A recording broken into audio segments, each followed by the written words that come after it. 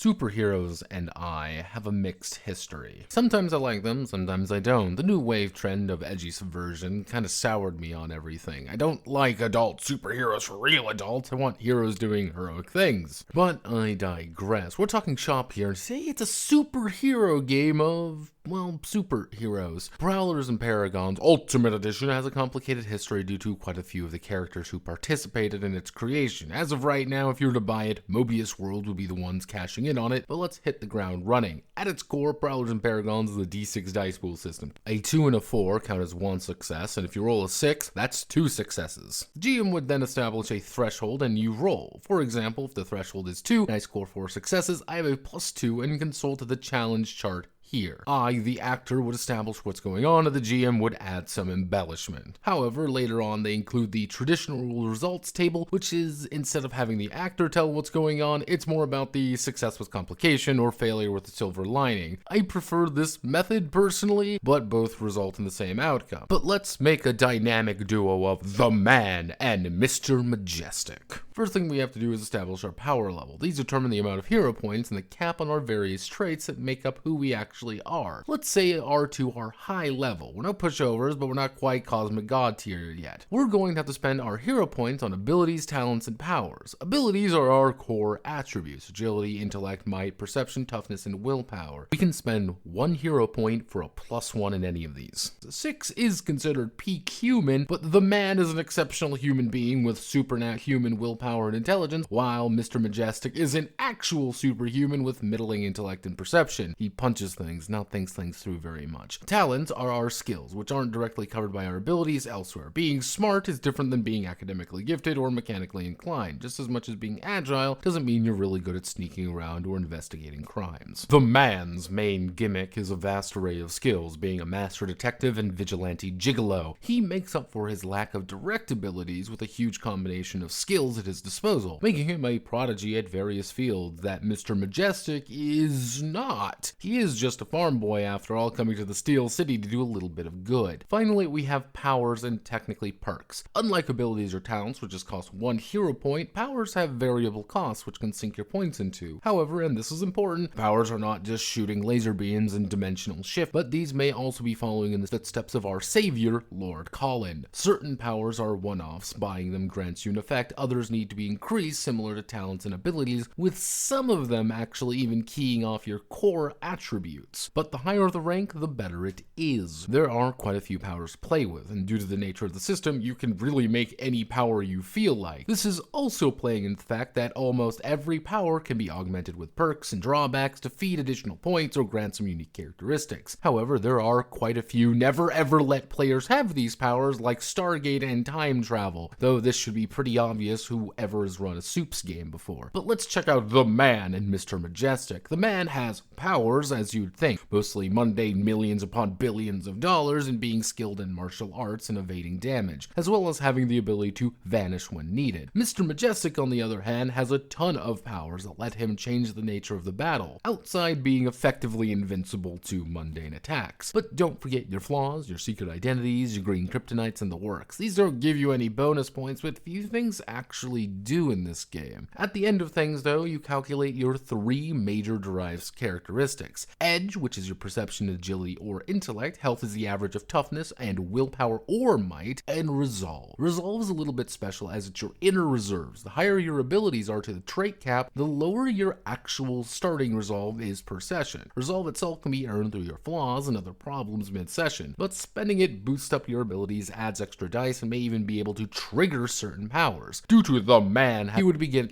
every session with 2 resolve. Mr. Majestic, on the other hand, due to his extreme skills, doesn't have any resolve to begin with. And congratulations, you've finished the complicated part of the game. The rest has you roll your dice to succeed at checks, and then we get into combat, where the adventure portion is fairly loose. Combat is a bit more detailed as it zooms into some of the details. The key takeaways rely on taking additional actions at the cost of a penalty. If Mr. Majestic wants to punch both Luther Lexington Wellington and Amalak the Space Pirate, he's going to have to take a -2 to both of those actions, but he gets to do both. That and movement's a little bit goofy due to everything being measured in pages and the abstracted close, distant, extreme ranges. It takes 2 rounds to cross from one space to the next. However, if you have a movement power of 6 or greater, you can cross it in only a single round. But let's make an attack. Most everything is going to be stat versus defense check of some variety. For example, if the man is punching the clowner in the face, he's rolling because of his martial art. The clowner would either need to rely entirely on his agility, toughness, or use a power. If the man uses a man bat, then the clowner would take only half of his toughness or his agility or a power. Both roll and the man scores 3 successes and he deals 3 damage to the clowner's health. Hit 0 health, well, they're going to be out of the fight. There is something more advanced rules and going on full-on gritty combat system if you're feeling it, but it really doesn't matter. You can't really die in this game unless under extreme set of circumstances occur, and most of which are reliant on the player willing and able to die.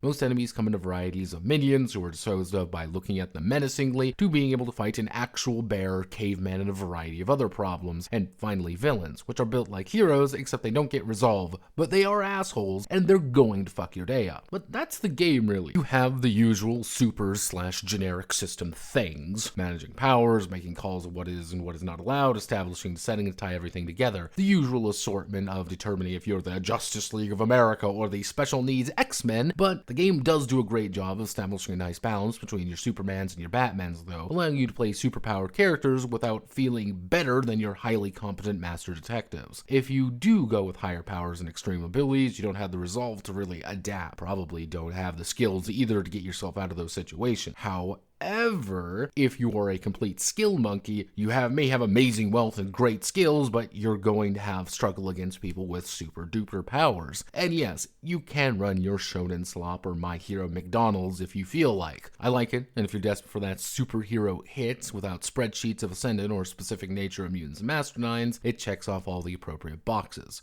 My name is Notepad, and this was Prowlers and Paragons Ultimate Edition. If you like what I do here, feel free to like, comment, and subscribe, and many thanks to the Crimson Crow corporate officers for their continued support. To me, my just a cause.